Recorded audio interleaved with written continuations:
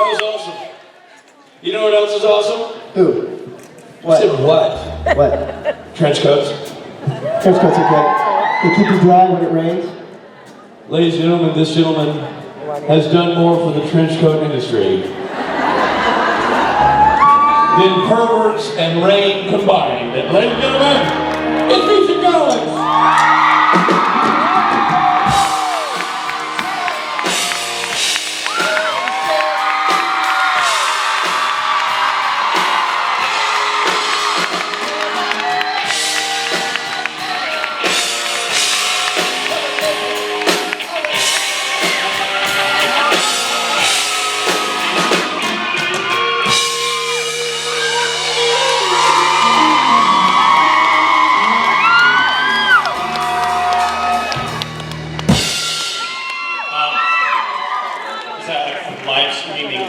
I'm glad you're telling me that, because otherwise I'm thinking you're really holding the phone in a weird way.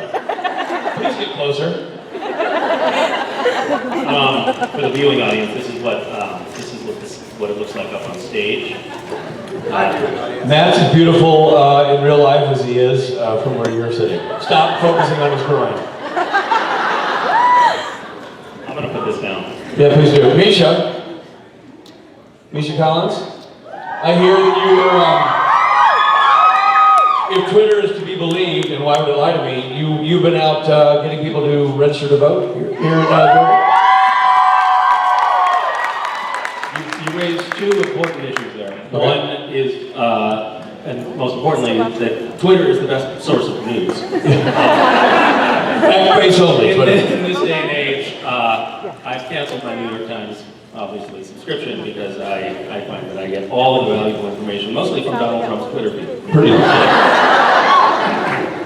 So yeah, I've been out trying to get out the vote. I think it's important to vote.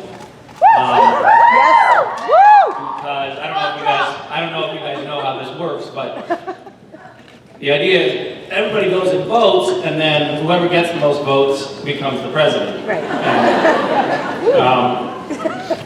Yeah. It's that easy. I thought it was a sweepstakes. No, a lot of times it feels like it is, but no, it's actually it's called a popular vote. I don't know why they named it that, because it's sort of unpopular. A lot of people don't like to vote, but yeah. So I feel pretty passionate about it this particular election cycle, and I've been fairly vocal about it. I get a lot of lighthearted critiques, like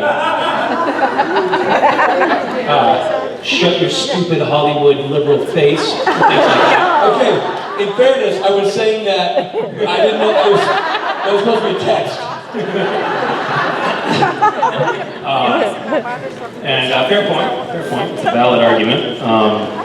Listen, yeah. I'm going to turn the stage over to you, but I want to say, in all seriousness, Mark Shepard had some very passionate things to tell you about voting. I have been following your work with this election season, and I admire how passionate you are about this election and how focused you are in getting people activated and engaged and participating in it. I think you are right on the money. Thank you for doing that. If you're not registered to vote, if you're not voting, if you think your vote doesn't count, you're 100% wrong. Use Misha Collins as your guide. Get out there, vote, be involved, stay involved. We will not hijack this entire panel with politics, but it is particularly critical for you Georgians to vote because you are right on the cusp in this election. It could go either way, so make your voice heard by voting. You actually could vote silently too. Thank you for what you're doing, man. All right, really appreciate it. Misha Collins, everybody.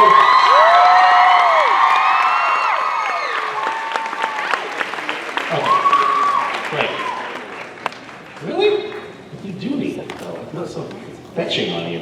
I think charity needs it. I think charity should have this jacket from my cosplay, and so Misha will do what he wants, and the proceeds go to Random Acts, and it can become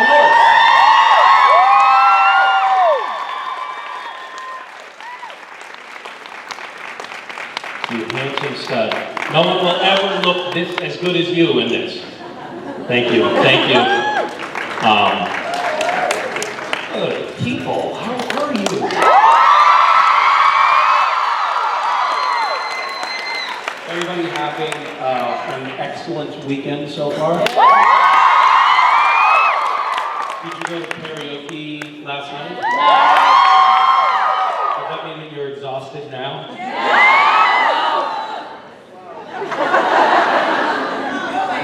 lost consensus on that last question. It's really lovely to be in Atlanta. I don't know why we haven't spent more time in Atlanta on our convention circuit, because you people are amazing, your city is beautiful, your buildings are lovely. You're welcome.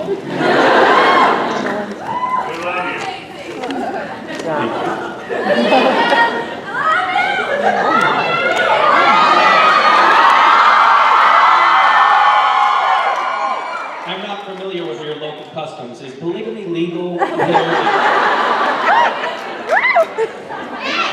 Great.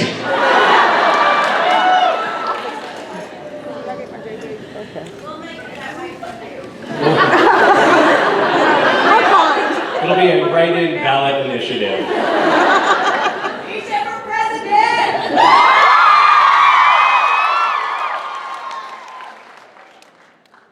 I've had an interesting little experience because, as some of you may have noticed, I've been doing some stuffing for the Clinton campaign.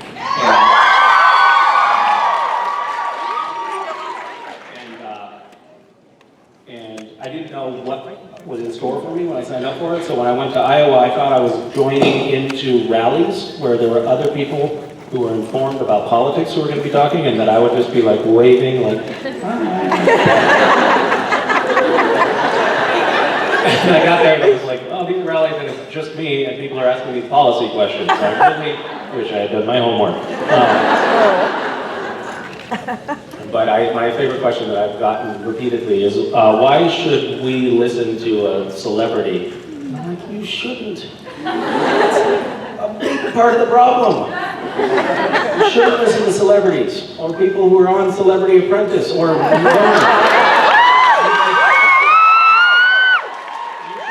should read the newspapers. Fact check. Find information. Information is your ally, is what I like to think. But yes, do not listen to celebrities, except for me. All right. I'll tell you what to do.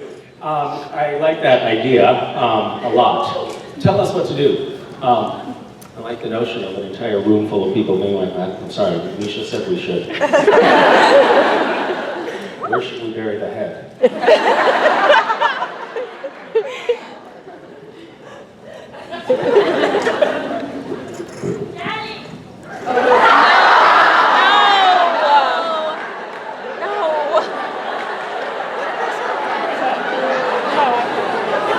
I have fallen into the most surreal subculture. I can't tell you how often I think to myself, in the very articulate way that I do, what the fuck is happening here? How is it that so many people call me dad, and what is the hidden subtext behind it? And unfortunately, I know. So, I have a new hat, which was given to us to a few members of the cast by our first AD, and it says Supernatural 250 on it. We have one more day of shooting on our 250th episode of the show.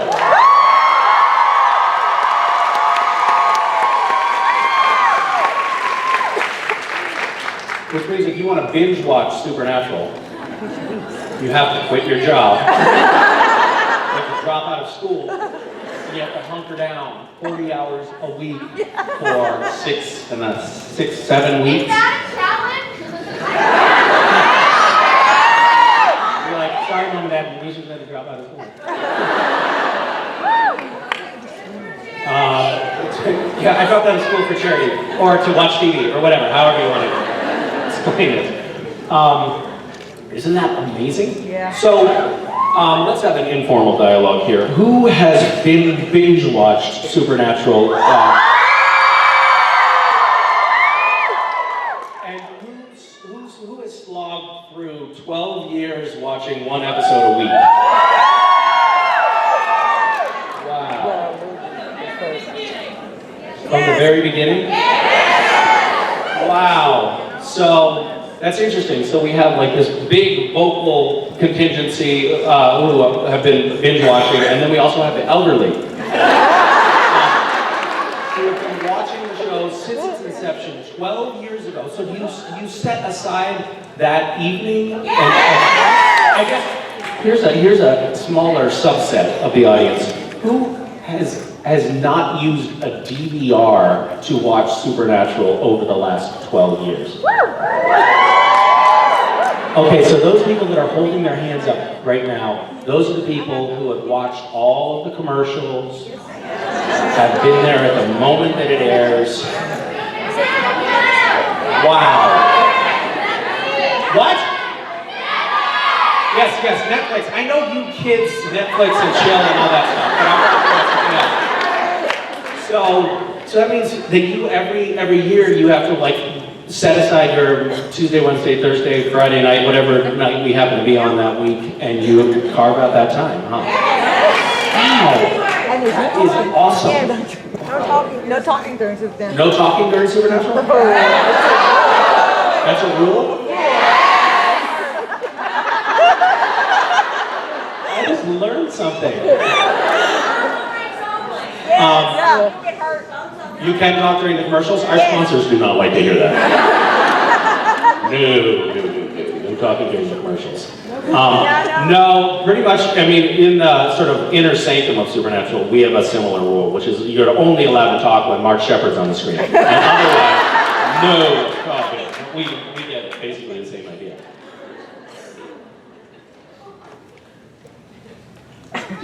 Are we doing questions here? Hi, Misha. Did I ramble? I'm sorry. How are you? Very good. How are you doing? Good. My question is, with everything that you've done on screen, all the acting that you've done, do you find that can it be cathartic, or is it more like it's a job, I've got to get through it, or what do you think? I think that's sort of it's sort of situational. So that depends. Like if is Mark Shepard in the scene? I don't know why I just decided I'm gonna brag on Mark today. Today's brag on Mark day. No. I would never do that. Never. I would never. He rags on you. What? He rags on you. I know he always brags on me, so I feel like I have to fight back a little bit. He's baiting me, like Hillary baits Trump. I'm the Trump in this scenario, and I'm going for the bait. You know what? Actually, there's a bit of an ebb and flow to it. I mean, there are times when, you know, the kids have kept me up late or woken me up early, and I'm tired, and I'm essentially a glorified extra in the background of a scene. I'm like, I don't want to be doing this right now. But most of the time, it's a thrill because it's like a dream job, you know? It's a dream job.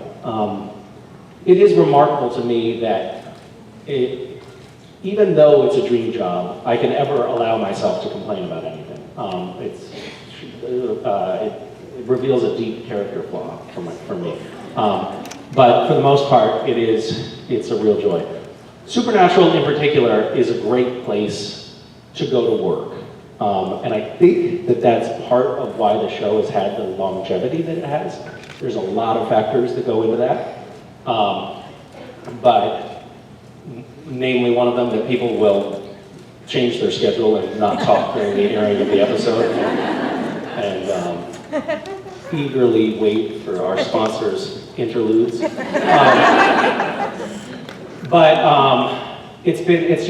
It's a great work environment where there's a lot of laughing and a lot of camaraderie, and the crew works their ass off. I mean, there are so many crew members on our show that have been there since season 1. And the schedule that the crew has to keep on the show is brutal. I mean, it's at least 65 hours a week, plus commuting. And commuting can be, it can be a bitch because we shoot on location all over the place. And even though, you know, I mean, we were shooting until 4-something a.m. on Thursday and later on Friday this week. and in the rain outside. And if it weren't a great group of people, people would be running for the hills. Like you can't, it can be a real slog at times. But we have, it really is a family on set, and so that helps mitigate any of my character flaw moments of self-pity. And now you're here, so thank you. And now I'm here, which is also a dream job, so yeah. Cool, thanks.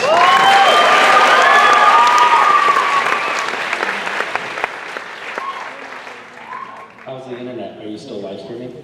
Is the phone upside down?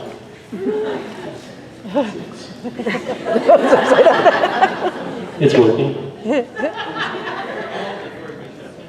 This is...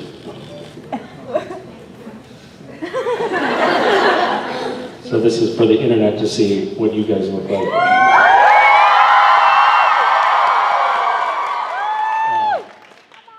Whoops, I accidentally just ended the video. And here I was critiquing your...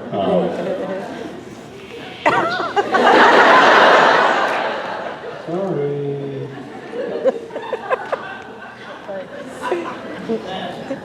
You're so good at this.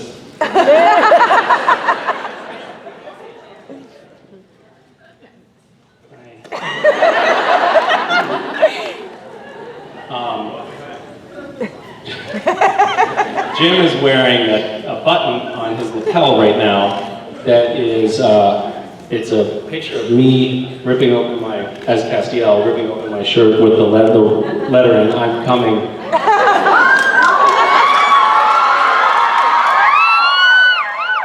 guess it's "I am coming," right? Yeah.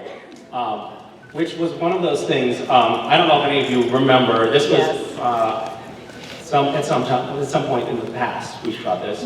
Was it last year? Yes, last year.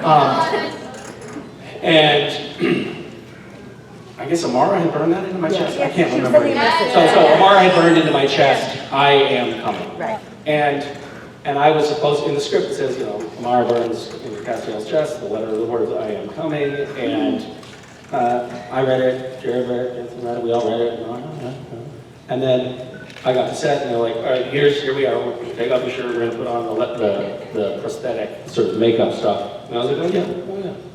It says, 'I am coming.'"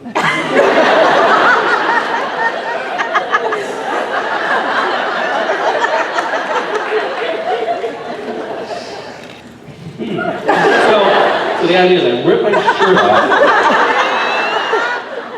Yeah, real threatening. And I have a pained expression on my face, and I say,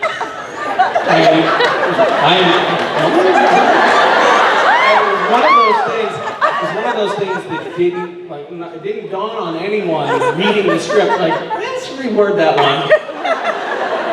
Let's tweak it a little bit. And so, and unfortunately it was actually prosthetic makeup, like the letters are raised and textured and they've been made in a studio before. So we couldn't just on the fly change the spelling or the phrasing, so we had to stick with it. And luckily for me, once every year, the president of Warner Brothers Television and all of the executives come to set they come up from LA and they visit the set for a half an hour. And so anyway, we're filming the scene, and I am making a mockery of this lettering on camera. I'm like, you know, like this.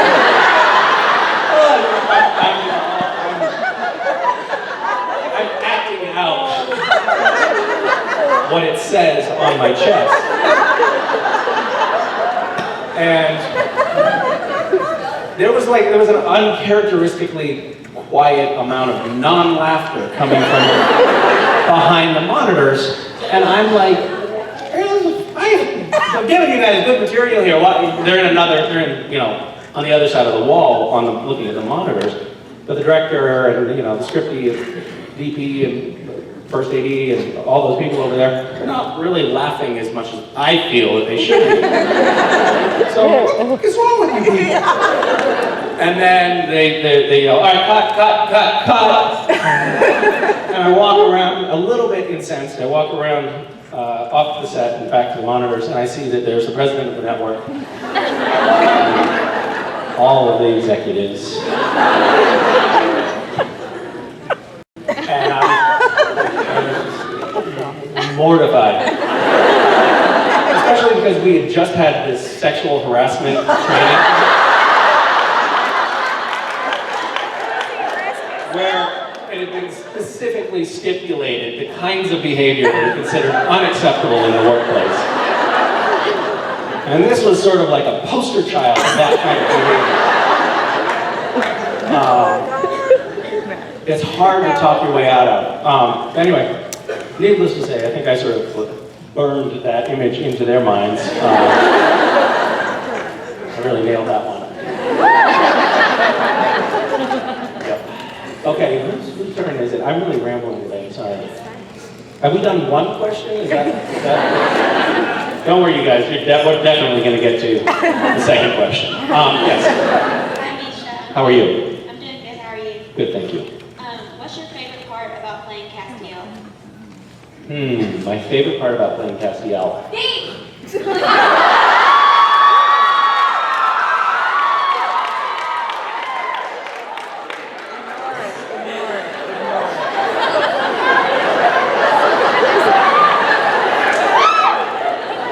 Sometimes I try to explain this subculture to people I just meet. No,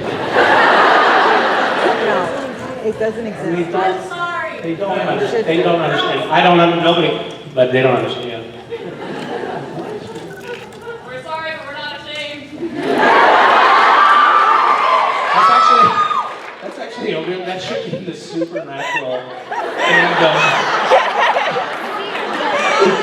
motto. We got to stick with that. I'm sorry, but I'm not ashamed. It's like, wave your freak flag high. All right, my favorite part about playing Cass, I don't know, that's a good question. There's a lot that I like about playing Cass. I like that the character changes a lot. I like that he has superpowers, that's pretty cool. I like that there are action figures of my character. That is sort of always a childhood dream of mine, to actually have an action figure. I think it was maybe season 6 or something like that, when there was a kid that Castiel had been shrunk down by thank you. And what's it called? The Antichrist. Thank you. That word was escaping me. Subsequently, people accused me of being the Antichrist on the internet, which was kind of cool.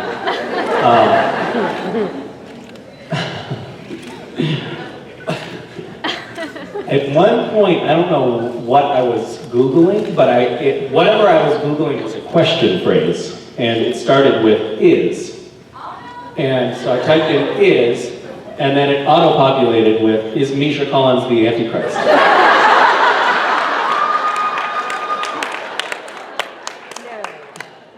Which means more than one other person Googled is Misha Collins the Antichrist. And of course, not that you know of is the answer. I'll be Google for you. So yeah, we had that, Castiel was shrunk down and there was like a little action figure of Castiel, and I thought that would be amazing if someday there was actually an action figure, and there was like a whole bunch of them. I mean, there's these weird little misshapen troll turd-like dolls, but still, it's something. It's a step in the right direction. It's not like a macho muscle bulging thing, it's like a little oval egg. But whatever. Good enough for me. Thank you.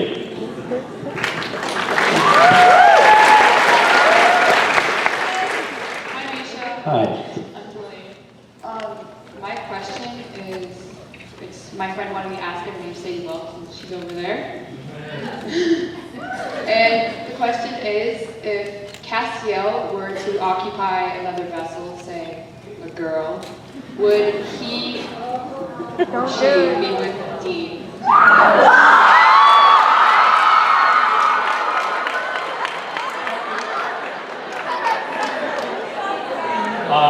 This is a very hypothetical question. I'm not sure. It's really hard to say. It would be pretty weird, I think, for everybody involved.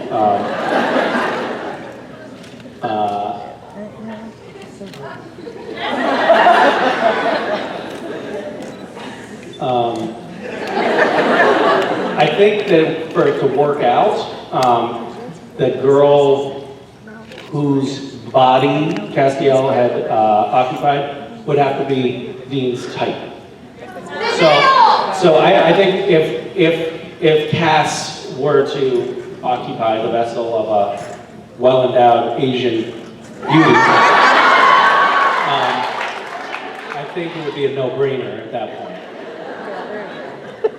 Did I successfully dodge that question? Yeah. Did I alienate a large swath of the audience? Hopefully. 8.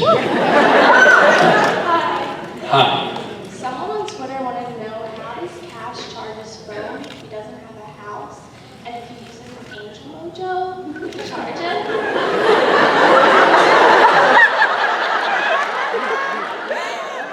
I'm so glad we're finally getting.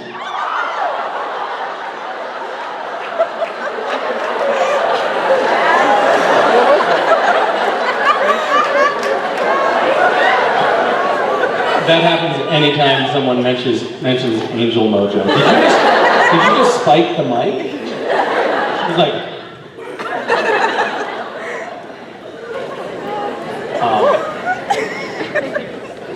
for the record, in case you didn't see me jump, that scared the shit out of me.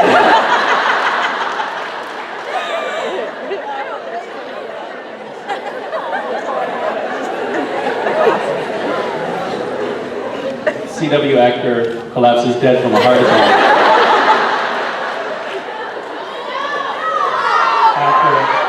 After girl asks question, spikes the mic.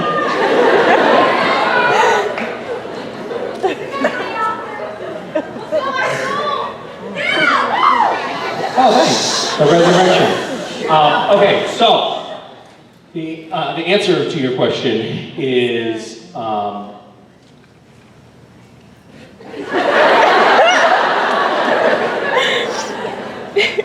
Castiel, right under his Enochian warding tattoo, has a USB port.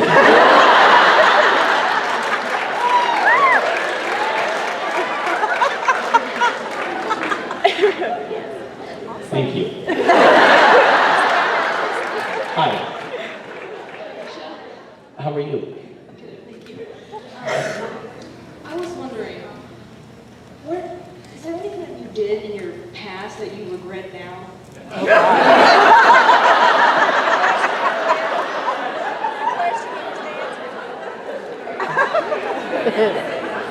No. Are you like coming forward with some story of something atrocious that I did? Is that what this is? Are you confronting me with one of my most insidious past actions?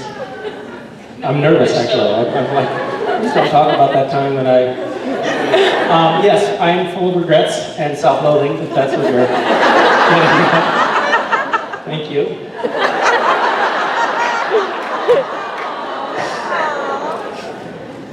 Wait, you don't have to leave yet. You can come back. Why do you ask that question? The entire fandom wants to know all about you.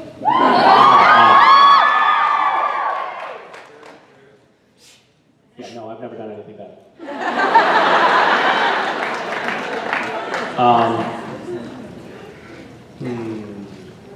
Trying to think of a good story.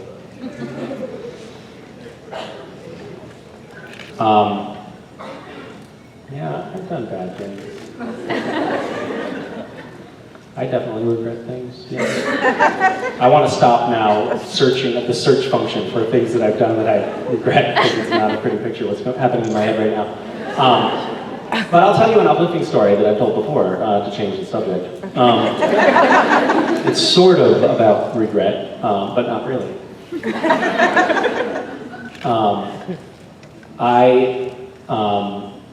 Well, this is a regret I have, actually. This is a regret. I don't really, I am not spending enough time being present and attentive with my children. in their most formative years.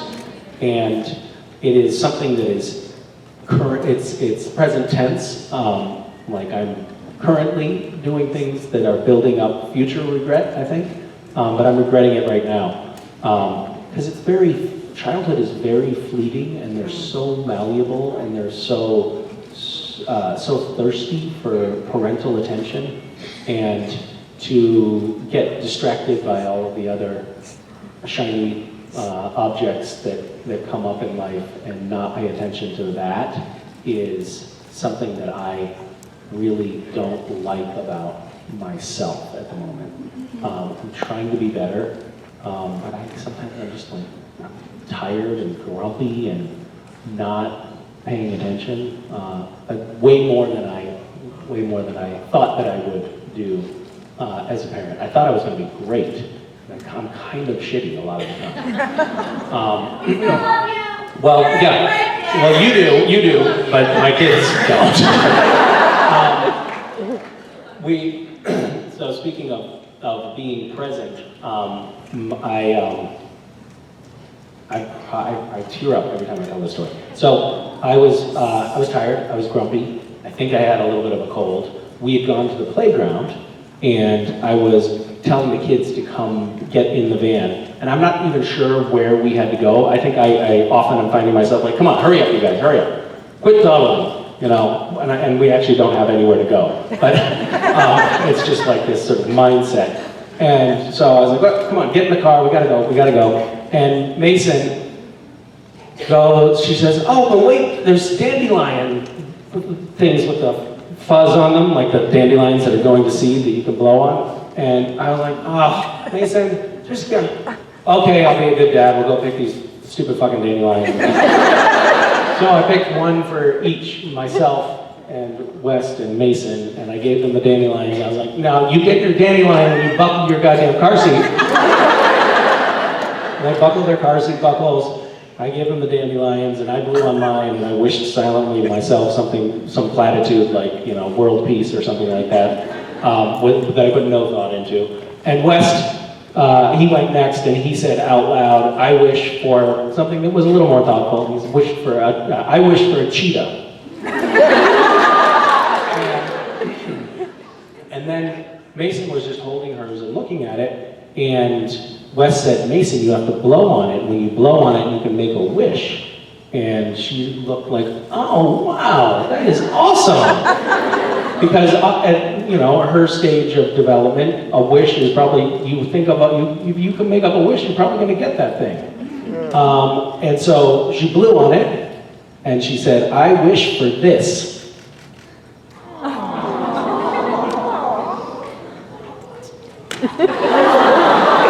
It's just like, it's such a beautiful reminder. Like, that's the best moment right there. So why not wish for that?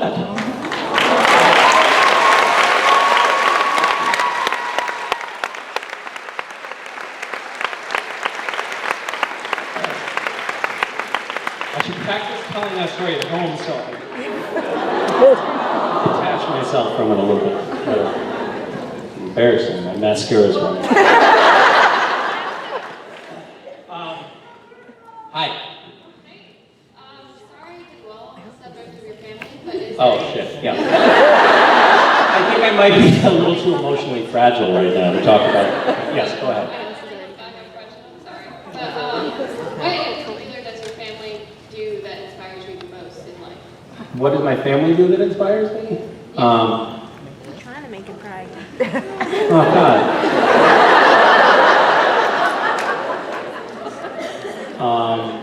Well, my wife, I can delineate many things about her that inspire me, but one very salient attribute of Vicky is that she, the part of the brain that processes what's feasible, realistic, or possible, she is lacking that part of her.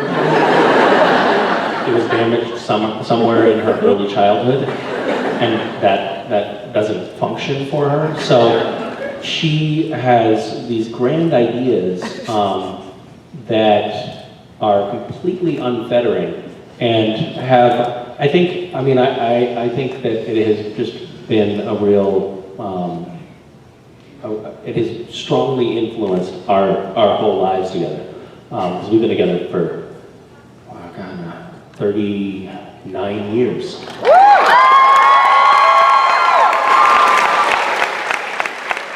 That's a lie. I'm 42 and we did not start dating when we were 3. But it's actually not that far off. I think we just had our, what's today's date? 22nd, okay, shit. The anniversary of when we met is the 24th, and we will, I think it's our 20th. So that's yeah. So I'm gonna look that up for a while. Anyway, so that's for me that is a very that's an amazing quality that she has. It's very inspirational. Mason is endlessly present, as I have described, and West is just super fiery. He just has this great fight that I love about him. Like, he is kind of not afraid of any situation or challenge, which I like. I think I'm gonna start getting jealous of him soon, though, so I'm not crazy about that. Yeah. One of my other favorite kid stories is Mason is very adorable. And we were in bed, we're reading, they sort of snuggle up at bedtime for reading stories, and I said, I love you guys, I want you to stay my little babies forever. And Mason says, no, I'm gonna grow up. I said, no, I want you to stay my little baby forever. No, I'm gonna grow up. No, I want you to stay my little baby forever. No, I'm gonna grow up, and I'm gonna get old, and I'm gonna die.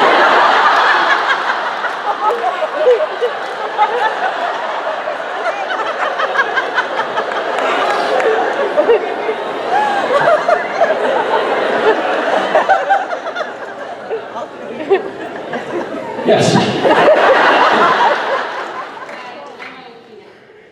What's your name? Altina. Armatina? Agostina.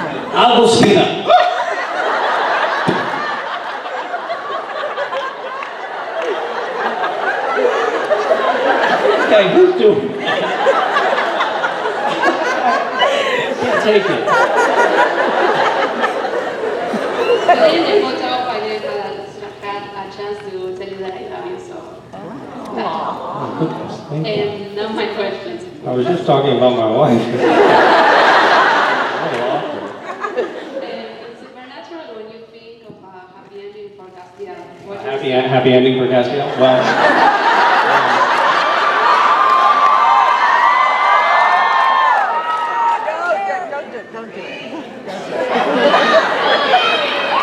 there's a very sensible woman in the front row looking at me very earnestly and saying, don't do it.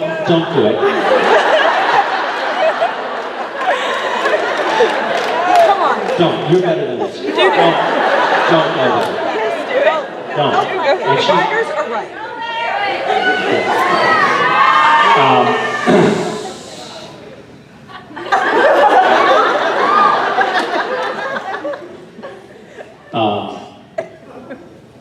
I think it would involve a sunset. I mean, I don't know. It's a good question. Do you have a vision for of what a happy conclusion to Supernatural would be for Castiel? Actually, no. Okay. Oh, you are asking me the question, and that's why. Did I dodge a bullet? No, I didn't. She could have answered the question and would have saved me from having to do it. We need the sidebar here.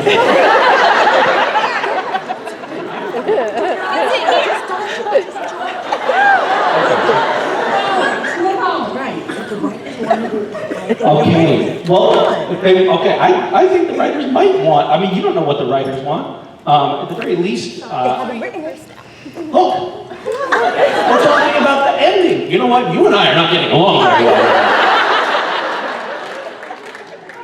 We're gonna have a talk after.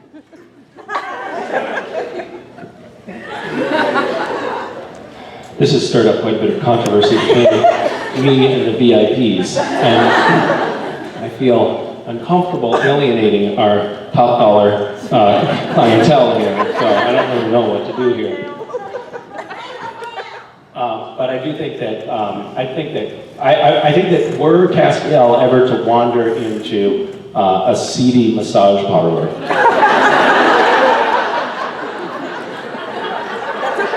I don't know. I imagine, and were he looking for a happy ending in that scenario, I have a feeling that he would awkwardly botch it because he wouldn't know the right code language to get, you know what I mean?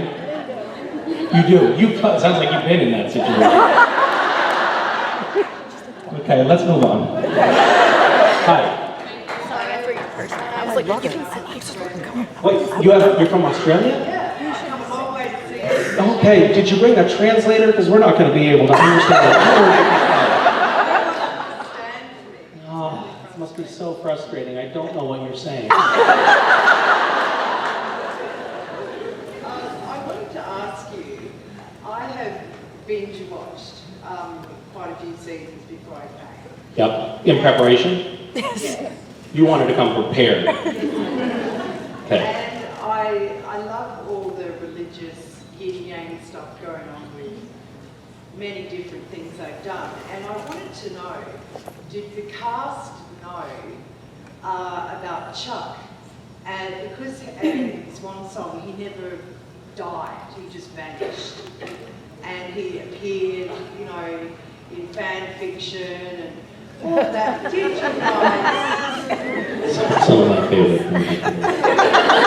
Oh, good job, fan fiction.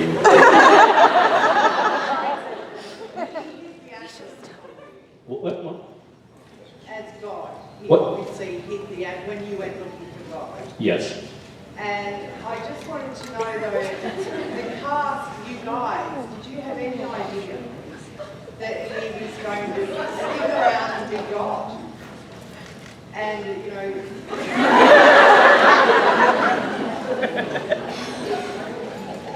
Do you understand what I'm trying to ask? Well, listen. I didn't understand a word that you just said.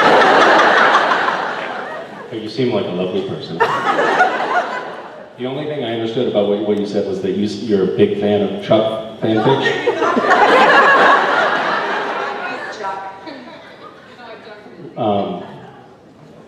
Look at her face. Is it the beard?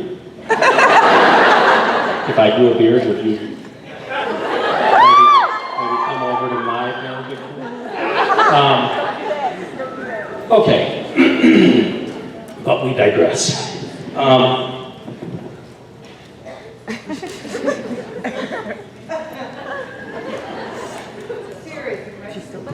I know it is. Do you notice here?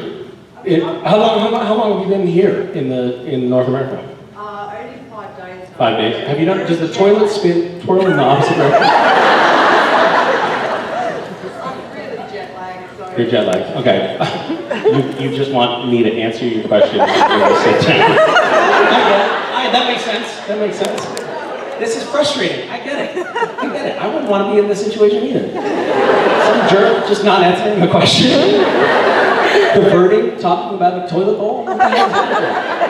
Yeah, it sucks. You know what? It does. I'm sorry. But welcome to America. You know?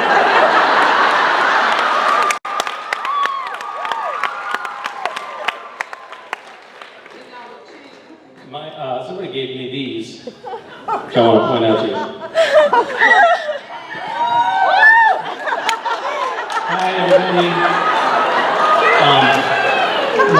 My wife has a pair of these at home, and she wears them around, and she cannot stop laughing while she wears one of these. It's like the funniest thing, and it never gets old for her.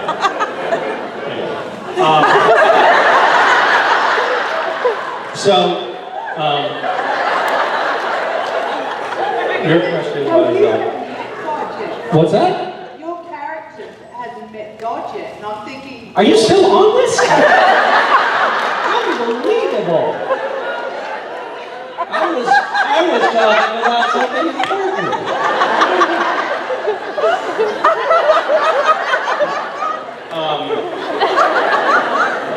So,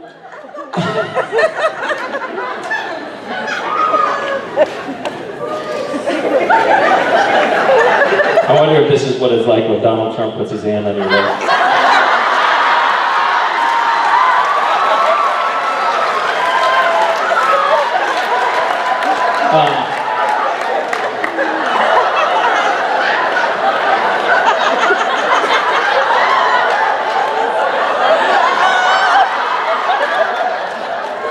I digress again.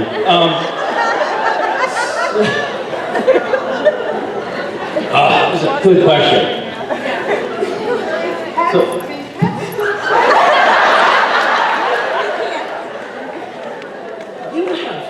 your people have stamina, huh?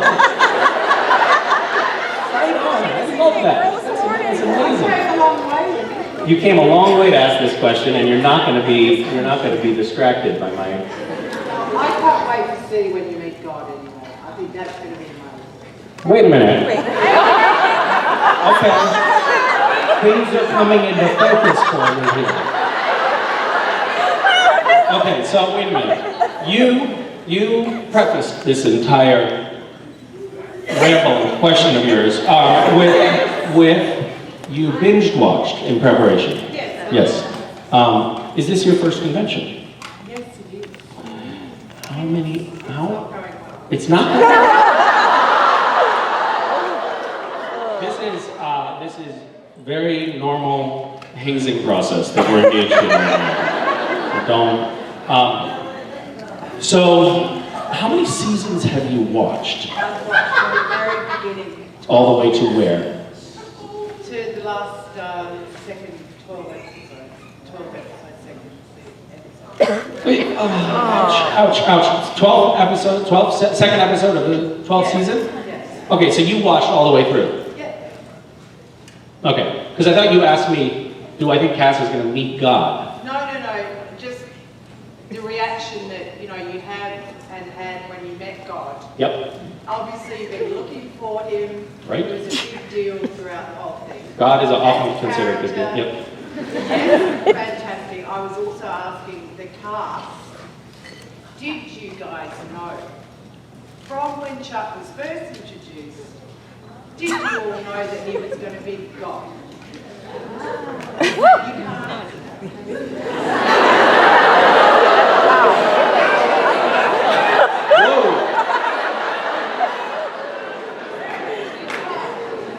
I don't know about down under, but here in America, I don't talk to people that way. So, yes, so in season 5, we had an inclination, because Eric Kripke had created this scenario where the writer who created the entire universe of Supernatural was God-ish. It seemed like he might be God, right? And we saw that he was probably going in that direction because writers always think of themselves as gods. What? Writer within a writer type. Well, yes, I suppose that was what it was, because he was a writer that the writer was writing about. So yeah, I think so. I feel like we've gotten to the bottom of this. Are you going to go back home and tell your people what a pleasant interaction we had? Yeah, good. You've been an incredible ambassador. Thank you for visiting our country. I hope you don't find our customs too strange.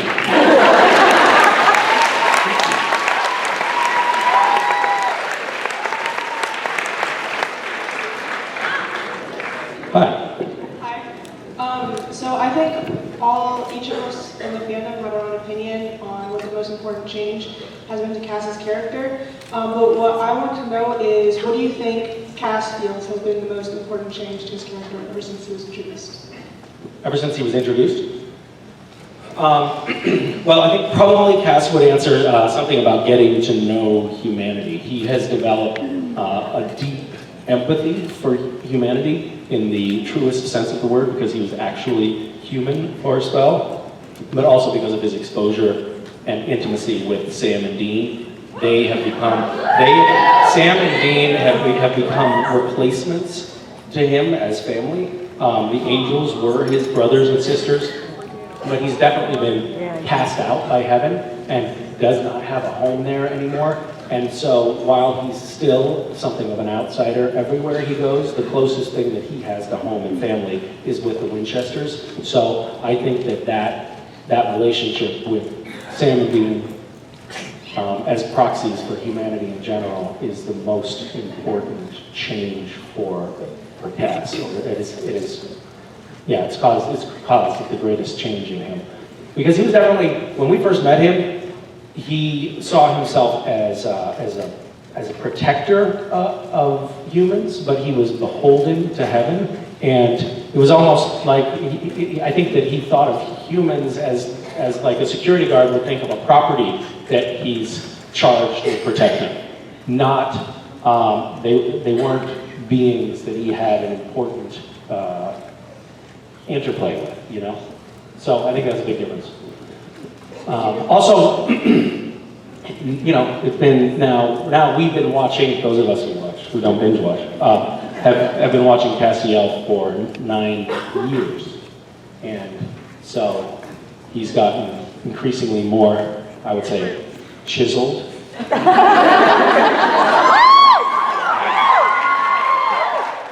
Over that time, I've noticed the character is as time passes, significantly more ripped. Yeah.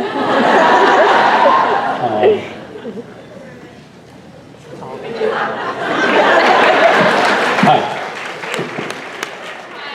We met earlier today, but my question is, what was the last lie you told?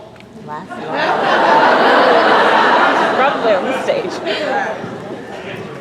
Over the last 9 years, Castiel has gotten significantly more ripped.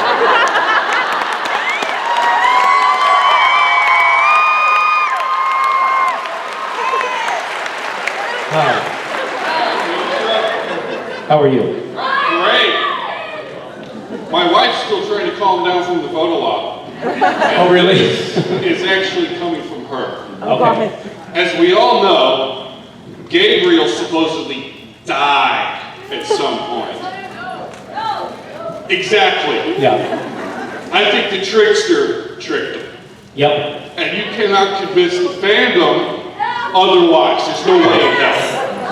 Will Castiel ever find Gabriel? I get the sense that if I did try to convince you of that, you would deck me.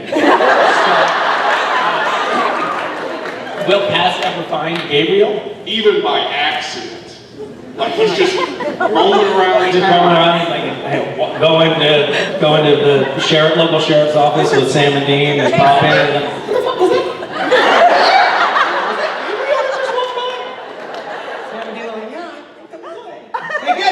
And he's gone. What the hell? That would be a great motif to play out over the course of the next 7 or 8 seasons.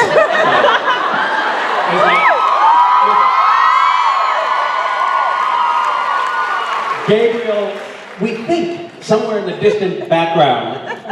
Is that Gabriel? It's actually a really good idea. Thank you. If you see that implemented on screen, you'll know that you were its creator. But you will get no royalties. Hi. Hi, my name is Alicia. Hi, Alicia. Since Castiel has become more human and even was trying to date, is there a possibility that he would date and even conceive with a woman, considering he uses his angel blade for protection? Wait. Okay, what? There's a possibility that Castiel would grow a family with a human woman, and would the child have angel powers, or would the child inherit Jimmy's DNA? What? Oh, God. Okay. So, I hate to school you on supernatural mythology, but it looks like I'm going to have to. If an angel copulates with a human, the spawn is a Nephilim.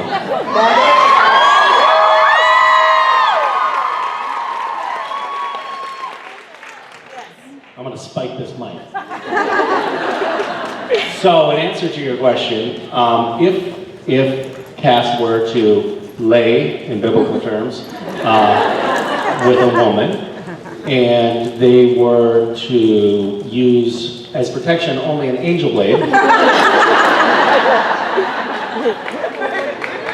it's entirely possible that a Nephilim would be conceived, and Nephilim are very powerful beings, so could cause a real disturbance in the force. To use another term that I borrow from the supernatural canon.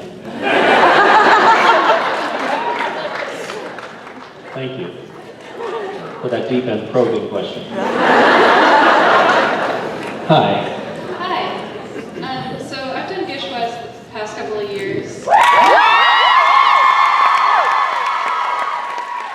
right, now we're talking. Alright, I've seen some incredible and amazing things come out of people who do it. So I was wondering, although they've done some great things for the community, what's the most entertaining thing you've ever seen or done? So the very first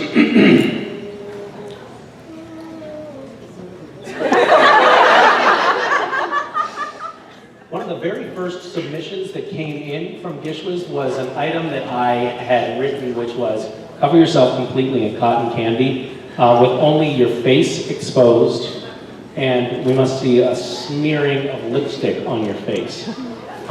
It's basically like the carnival equivalent of being tarred and feathered. It's a horrific thing to ask somebody to do, cover their body with cotton candy. I didn't really think it all the way through, but I guess if you're at all sweaty, and this was summertime, you're at all sweaty, the cotton candy kind of fuses with your skin. And starts, Sugar wasn't fun either. I'm sorry, not sorry. So these first images came in, and I just could not. It was basically I asked people to do something disgusting and humiliating, and they did it. And I laughed and I laughed and I laughed. The images were incredible. So that one really stands out still for me. It was just a spectacular image. There's this one photo, and I think I actually had T-shirts made up of it, which, by the way, no one has ever worn because they just look disgusting. But it was this guy standing in his room like this, clearly miserable beyond belief, covered in pink cotton candy with red lipstick all over his face. And I know he's thinking, just take the fucking picture, just take the fucking picture. And yet that photo brought me so much joy. Speaking of dishes, I want to share just one other little tidbit here, which I am very excited about and proud about from this year's scavenger hunt. Pardon the digression here. I don't want to hog the stage. So one of the items that we had the item list, and then those of you who don't know, GISH is like a big kind of scavenger hunt, but it's a little bit more than a scavenger hunt. But how many people have done it here? It's kind of awesome, and the stuff that people do it's just amazing. But anyway, one of the things that we had this year, we had the list, and the list went out, and we try to do a bunch of items in the scavenger hunt that get people to go out and do nice things in their communities. And so we had a bunch of those items, but we were like, we're a couple days into the hunt, and it was like, I feel like we're missing something. We could make a big impact. One year, we had done this thing where there was a veteran who had come back from Afghanistan, having lost both of his legs. His wife had a chronic illness. They had a child with very severe autism, and they were homeless. There was another nonprofit that was buying them a house, or building them a house. So we put in the hunt to fully furnish that house for this family. And we basically set up like a wedding registry at a Sears, and people just got things like couches and refrigerators and dishes and blenders and everything to fully furnish this house. And that was an item in the scavenger hunt. It was really awesome. But this year we didn't have something like that. We were scratching our heads. And then Philip, who is sort of the co-operator of GISH was with me. He was like, wait a minute, I know this guy. So we called this guy. He's a reporter who covers war photography. He's a war photographer. So he's been traveling around for years and years. He lost 2 legs and an arm to an IED, and he's still working as a war correspondent photographer and doing some amazing work. But he had done these stories on these families, these Syrian refugee families in Lebanon, who were living in just the most dire circumstances. One family had, in particular, the mother had been tending in Syria to their little plot of vegetables in the city, because they, are kind of being starved out in a lot of places, and was shot by a sniper in the spine and became paralyzed. And they managed to get out of Syria, but now for 2 years they've been living in this camp. And she's just been staring at the ceiling of her tent for 2 years without getting medical attention. And the kids, one of her daughters, she has a large family, one of the kids recently tried to kill himself because she wanted the family to have enough food to feed all the other kids. Like the most heartbreaking stuff. And so we put in the scavenger hunt. We didn't want to make people have to give money, so we said, get other people to donate to this cause as an item in the scavenger hunt to help this family, this one family that this photographer had identified for us. And we needed like $50,000 to take care of them, like school, clothes, medical needs, get them out of this tent for the next 3 years. And we ended up raising $225,000.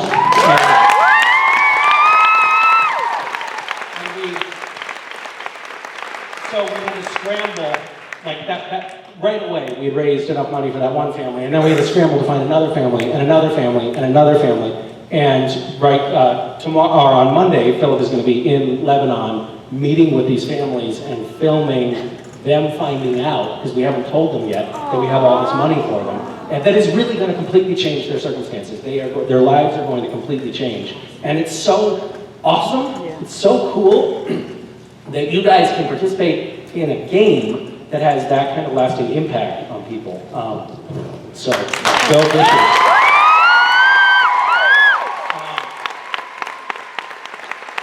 That was good, too, because we kind of nicely bookended this very somber panel with discussions of political matters. So, thank you, guys. I think that your charity and your generosity are matched only by your complete disregard for Jim's well-being and making him FaceTime this whole thing for an hour of holding a phone steady, Your Majesty. His arms are trembling right now. He's sweating profusely. He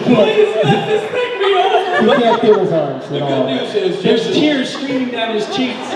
but you can rest easy knowing he's an unpaid volunteer. Thank you for using Jim's time like this. Truly, Misha Collins, your charity knows no bounds.